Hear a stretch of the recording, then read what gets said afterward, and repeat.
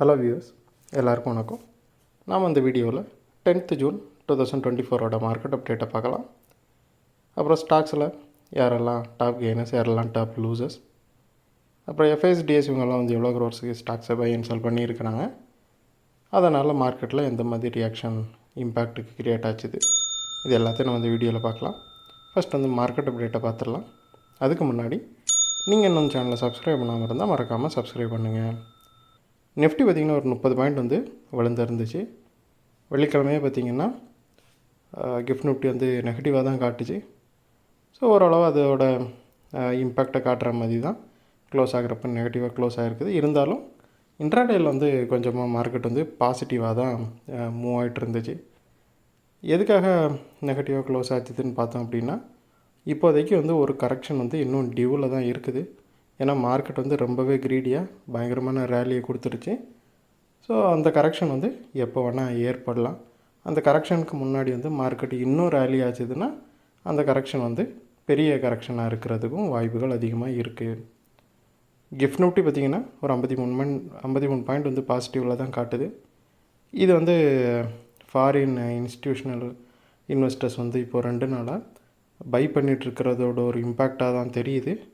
So நாளைக்கு இருந்தாலும் market வந்து ரொம்ப ரேலி ஆகிறதுக்கான வாய்ப்புகள் வந்து கம்மி தான். நெகட்டிவில் ப்ராஃபிட் புக் ஆகிறதுக்கான சான்சஸ் தான் ரொம்பவே இருக்குது. அப்புறம் ஸ்டாக் பார்த்தோன்னா டாப் கெய்னர்ஸில் வந்து அல்ட்ராடெக் சிமெண்ட் வந்து ஃபஸ்ட்டு இருக்குது. அது ஒரு 363 பாயிண்ட் வந்து ரேலி ஆகிருக்குது. சில ப்ரோக்கர்ஸ் வந்து இப்போது பிஜேபி அதோட அலையன்ஸோடு சேர்ந்து ஒரு கவர்மெண்ட் ஃபார்ம் பண்ணியிருக்கிறதுனால இவங்க வந்து இன்ஃப்ராஸ்ட்ரக்சர் ரிலேட்டடான டெவலப்மெண்ட்டுக்கு வந்து ரொம்பவே முக்கியத்துவம் கொடுப்பாங்க அப்படிங்கிற ஒரு ஹோப்பில் வந்து சிமெண்ட் ஸ்டாக் எல்லாத்துக்குமே வந்து ஒரு பாசிட்டிவ் ரிவ்யூ வந்து கொடுத்துருக்குறாங்க. ஸோ அவங்க இந்த அளவுக்கு இன்ஃப்ராஸ்ட்ரக்சர் ரிலேட்டட் ஸ்டாக்லலாம் பாசிட்டிவாக டர்ன் ஆனதுனால அல்ட்ராடெக் சிமெண்ட் வந்து நல்லாவே ரேலி ஆகிருக்குது.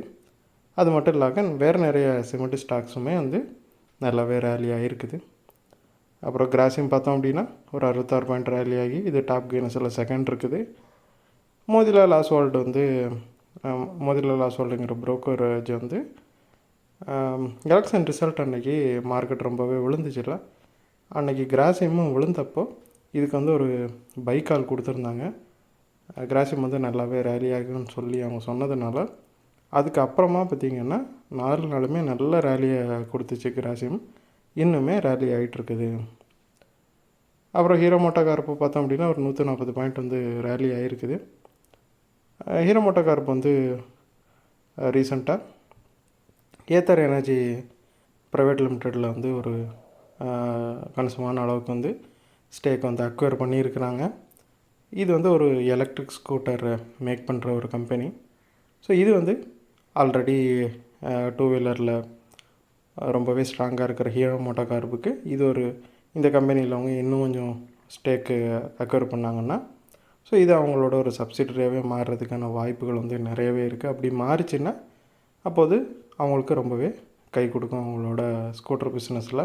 அதுவும் இது எலக்ட்ரிக் ஸ்கூட்டர் பிஸ்னஸுங்கிறதுனால ரொம்பவே பாசிட்டிவாக பார்க்கப்படுது ஹீரோ மோட்டோகார்ப்போட அந்த மூவ். அதனால் நல்லா ரேலி ஆகிருக்குது.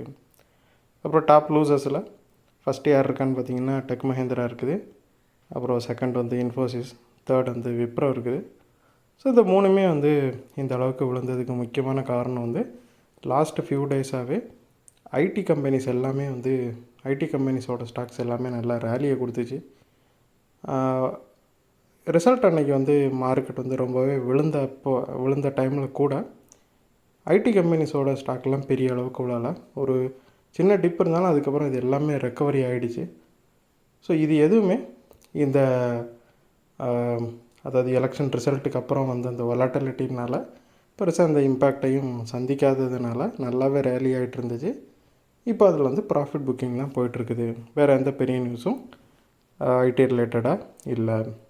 அப்புறம் எஃப்ஐஸை பார்த்தோன்னா அவங்க வந்து 2வது கண்டினியூஸ் டேவாக பை பண்ணுறாங்க. 2572 crore வந்து பை பண்ணியிருக்கிறாங்க. டிஎஸ் வந்து 2764 crore பை பண்ணியிருக்கிறாங்க. வெள்ளிக்கிழமை செல் பண்ணியிருந்தாங்க, திங்கக்கிழமை மறுபடியும் பை பண்ணியிருக்கிறாங்க. ஸோ 2 இன்ஸ்டிடியூஷனல் பிளேயர்ஸுமே வந்து ஃபாரினும் சரி டொமஸ்டிக்கும் சரி அவங்க வந்து பை சைடில் தான் இருக்கிறாங்க. ஸோ ஏற்கனவே என்ன சொல்லியிருந்தாங்க அப்படின்னா, இந்த எலெக்ஷன் ரிசல்ட்டுக்கு வந்ததுக்கு அப்புறமா எஃப்ஐஎஸ் வந்து மேபி பையர் சைடில் போகலாம் அப்படின்னு. ஏன்னா எலெக்ஷன் ரிசல்ட்டுக்கு முன்னாடி வந்து அவங்க ஒரு 4 மாதமாகவே, அதாவது ஜனவரியிலேருந்தே பார்த்திங்கன்னா அவங்க 4-5 மாதமாகவே செல்லர் சைடில் தான் இருக்கிறாங்க. டெய்லி வந்து மேக்ஸிமம் செல் தான் பண்ணிகிட்டு இருந்தாங்க.